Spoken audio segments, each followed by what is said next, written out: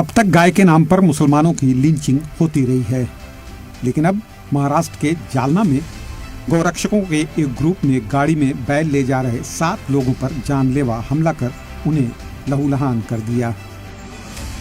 जरा इन तस्वीरों को गौर से देखिए। इनके सिर पर प्लास्टर बंधा है, कपड़ों पर खून के निशान हैं, आंखों में बेबसी और डर का साया अब भी दिख रहा है।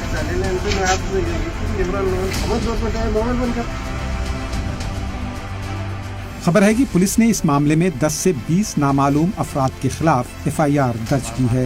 मुतासरीन का इल्जाम है कि पुलिस ने पहले उनकी शिकायत दर्ज करने से इनकार कर दिया और फिर उल्टा उन्हें ही हिरासत में ले लिया।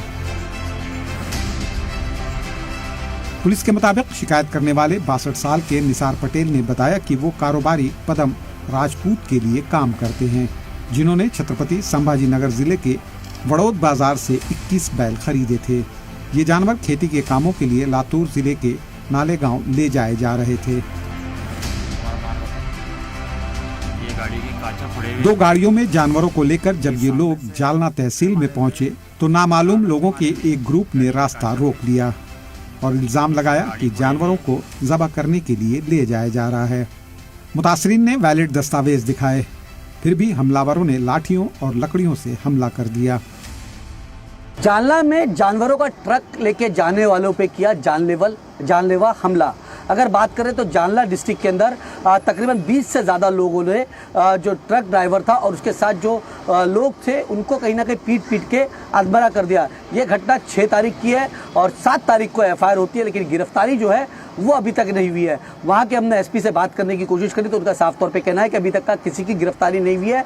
अज्ञात लोगों पे जो है FIR दर्ज करी गई है और जांच जो है वो शुरू है। लेकिन महाराष्ट्र के अंदर इस तरह की वारदात जो है लगातार बढ़ती हुई आ रही है और इसी सिलसिले में पूरे महाराष्ट्र में जो कुरैशी बरादरी है, इन्होंने बाजार में खरीद और बिक्री का काम जो था वो बंद कर दिया था। अगर बात करें डिप्टी CM से बात करने के बाद और जो DGP है रश्मि शुक्ला, उनसे बात करने के बाद फिर उन्होंने अपना कारोबार शुरू किया था। लेकिन इस तरह की घटना फिर से निकल के सामने आई है। अब देखना ये होगा कि कब तक का उनकी गिरफ्तारी होती है। सलाम TV के लिए अमजद खान, मुंबई। महाराष्ट्र की हुकूमत ने 2005 में ये हुक्म जारी किया था कि रियासत में सिर्फ पुलिस ही गाड़ियों में ले जाए जा रहे जानवरों के मामलों की जांच कर सकती है, लेकिन हुकूमत के हुक्म के बावजूद गौरक्षकों के जरिए ऐसे हमले लगातार जारी हैं, जो कानून और इंतजामिया दोनों की नाकामी को दिखाता है। मुंबई से अमजद खान के साथ दिल्ली से नदीम अहमद की रिपोर्ट।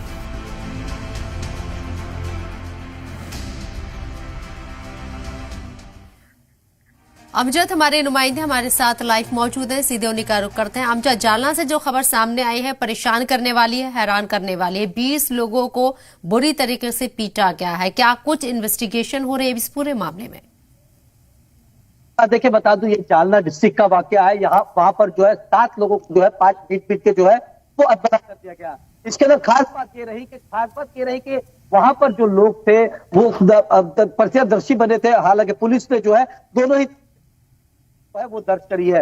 और जो बीफ लेके जा रहे थे एक्सपोर्ट जो बाजार में माल बेचने लेके जा रहे थे, उसके अंदर जानवर जो था बीफ कटा हुआ नहीं था, वो जानवर जो थे खड़े थे और वो बाजारों में बेचने के लिए, खरीदी बिक्री के लिए, और खास तौर पे ये बताया गया कि वो जानवर की जो है तस्करी कर रहे हैं। तो जिसको लेके जालना पुलिस जो है वो FIR दर्ज करती है। लेकिन इसके साथ साथ अगर बात करें तो इस तरीके की वारदात जो है महाराष्ट्र के अलग अलग इलाकों में देखने को नजर आई है। चाहे वो नागपुर का पुणे का मामला हो, चाहे वो अकोला का मामला हो, इस तरीके की वारदात बहुत बढ़ती हुई नजर आ रही थी, जिसको लेके कुरैशी जमात से जो है वो हड़ताल भी की रही थी। हमारे साथ कुछ कुरैशी जमात के लोग भी है, उनसे बात करते हैं।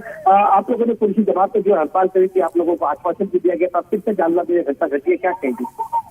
देखिए, महाराष्ट्र की जो कानून व्यवस्था है पूरी तरीके से चरमरा गई है। ये पहला वाकया नहीं है मॉब लिंचिंग का, इससे पहले कई और वाकये हुए हैं।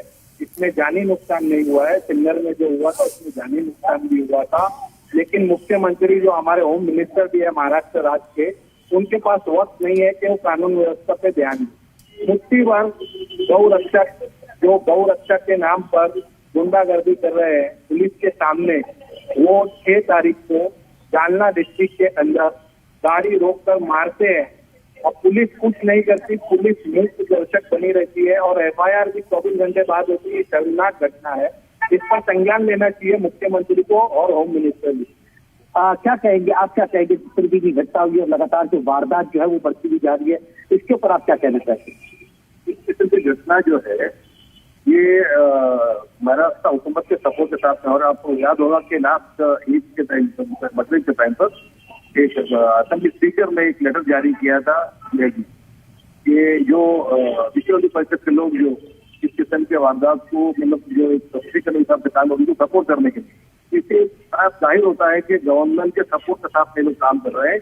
इसीलिए चंद गौरव लोग जो है पुलिस के सपोर्ट इस किस्म के वारदात को अंजाम देते हैं, और ये टोटली जो है हुकूमत के सपोर्ट के साथ में हो रहा है।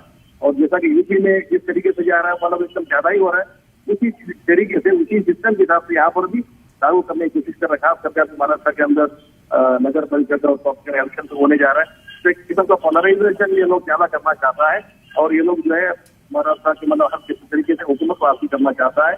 और एकदम जो इनके पास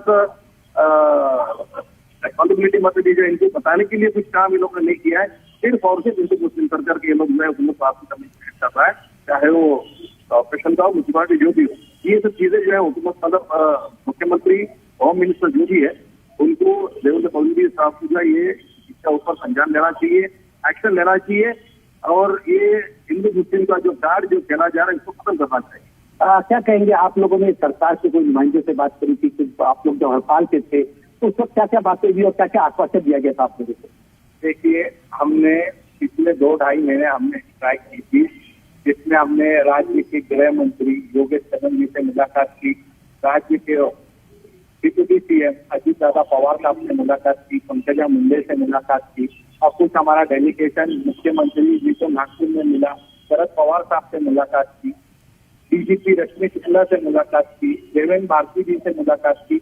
सब जगह से हमें लिखित में आश्वासन यही मिला था कि गाड़ी अगर कोई भी रुकेगी तो पुलिस और प्रशासन के लोग रोकेंगे, किसी भी असामाजिक तत्व को गाड़ी रोकने का अधिकार नहीं है। अगर उन्हें लगता है कि गाड़ी में कुछ गलत है या कोई ऐसा माल है जो उनकी भावनाओं को ठेस पहुंचाता है तो पुलिस को संपर्क करें और पुलिस को उसकी जानकारी दे, पुलिस उसे रोकेगी और उस पर कार्रवाई करेगी। लेकिन जब बाजार समिति से माल खरीदा जाता है, बाजार समिति की पावती होती है, उसके बावजूद गाड़ी को रोक कर मारना और डंडे और रॉड से मारना, ये एक शर्मनाक घटना है और ये बार बार हो रही है। आज महाराष्ट्र सरकार का एक मंत्री हर जगह हर अपने भाषण में सिर्फ एक समाज के अगेंस्ट ही वो भाषण दे रहा है। अब एक नया आदमी जो सरकार में एमएलए है, वो भी कल भी उनका जो बयान आया है वो शर्मनाक बयान है कि मुसलमानों का पूरी तरीके से बहिष्कार किया जाए, मुसलमानों से कोई सामान न खरीदा जाए। ऐसी घटना महाराष्ट्र में अब आम होती चली जा रही है, गांव-गांव इसमें शामिल हो रहे हैं। तो मैं आपके चैनल के माध्यम से मुख्यमंत्री जी से अनुरोध करना चाहता हूं कि ऐसी सारी बातों पर संज्ञान लें और इन पर उचित कार्रवाई करें। अब देखिए, क्योंकि ये घटना जो है लगातार पिछले 4 महीने से चली आ रही है। अगर बात कर ले तो रश्मि शुक्ला जो बात करके डीजीपी है, उनसे डेलीगेशन मिलता है, उनसे बातें होती है, उनको आश्वासन दिया जाता है। अगर बाजार समिति की बात करें तो वहां पर सबसे ज्यादा जो है किसानों को इसका नुकसान होता हुआ नजर आ रहा था। क्योंकि जब महाराष्ट्र के अंदर 15 से 20 डिस्ट्रिक्ट के अंदर खरीद और फरोख्त बंद कर दी गई थी, तो वहां पर जो किसान जो अपने जानवर लेके आते हैं, तमाम जो बूढ़े हो जाते हैं, किसानी के लायक नहीं रहते, तो वो जानवरों को जो है किसान समिति के अंदर बेचा जाता है, उससे कुछ आमदनी होती है, तो दूसरी जगह लगाते हैं। लेकिन जब 2 से 2.5 महीना कारोबार बनता है, चाहे वो तमाम इलाके बात करें, चाहे नागपुर हो, मालेगांव हो, औरंगाबाद हो, जालना हो, अकोला हो, नांदेड़ हो, तमाम इलाकों के अंदर जो है खरीद और फरोख्त जो है वो बिक्री बंद कर दी गई थी। उसके बाद माल का बहुत ज्यादा शॉर्टेज महाराष्ट्र के अंदर नजर आ रहा था। उसके बाद बाजार समिति के कुछ लोग और तमाम कृषि जमात के जो संगठन के लोग हैं वो मुख्यमंत्री से मिलते हैं, डिप्टी सीएम से मिलते हैं। तो अगर बात करें जो महाराष्ट्र के डीजीपी है उनसे मुलाकात करके उनको आश्वासन मिलता है, उसके बाद ही शुरू करा जाता है। लेकिन उसके बाद भी लगातार ये देखा जा रहा है कि महाराष्ट्र में ये वारदात जो है वो बढ़ती हुई नजर आ रही है। क्योंकि लॉ एंड ऑर्डर जब भी कहीं ना कहीं एक सवालिया निशान उठता हुआ नजर आ रहा है। इससे पहले भी हमने देखा कि किस तरीके से महाराष्ट्र के अंदर बॉब मिल्खी को लेकर इस तरीके की जो है हत्या कर दी गई थी, वहां पर जो एफआईआर भी दर्ज हुई। इस तरीके से 7 लोगों को मारा जाता है, पीटा जाता है। 24 घंटे के बाद जो है तो जालना जालना डिस्ट्रिक्ट के जालना के जो ऑफिसर्स है वो FIR करते हैं, वो भी दबाव में करते हैं और दोनों ही तरफ जो है वो FIR होती है और FIR होने के बाद भी आज 13 तारीख हो चुकी है, अभी तक किसी भी लोगों की गिरफ्तारी नहीं हुई है। तो ये कहीं ना कहीं प्रशासन का फेलियर माना जाएगा, क्योंकि अभी तक का जो आरोपी है वो अननोन आरोपी बताए जाए हैं और वहां के स्थानीय लोगों का कहना है कि हम उनके नाम जानते हैं, तमाम लोगों को जानते हैं, फिर भी उनकी गिरफ्तारी जो है वो किसी के दबाव में नहीं करी जा रही है। तो ये तमाम के सवालात वहां के स्थानीय लोग जो है वो उठाते हुए नजर आ रहे हैं और उनका साफ तौर पर ये कहना है कि जो जल्द से जल्द इस तरीके की गिरफ्तारी होगी तो आने वाले वक्त के अंदर जो मॉब लिंचिंग हो रही है महाराष्ट्र के अंदर वो रुक सकते हैं, क्योंकि महाराष्ट्र में आने वाले वक्त में BJP चुनाव भी है, राजनीति भी खूब हो रही है। इसको लेके आप क्या कहेंगे? इस तरीके के ऊपर जो मॉब लिंचिंग होती है इसके ऊपर राजनीति भी की जाती है, क्या कहेंगे आप? ये पूरा मसला राजनीति का ही, इसे RSS का 2 साल पूरा हो चुका है और लोगों का RSS का कयाम जो किया गया है हिंदू रास्ता बनाने के लिए किया गया है और उसी के हिसाब से वो लोग चल रहा है। इसी हिसाब से जो है हर तरीके की जो हिंदू मुस्लिम देख करके हिंदू मुस्लिम बना करके पूछा जाता है और इसी लाइन पर वो लोग चल रहा है। इसमें ये तो साफ जाहिर होता है चीज को।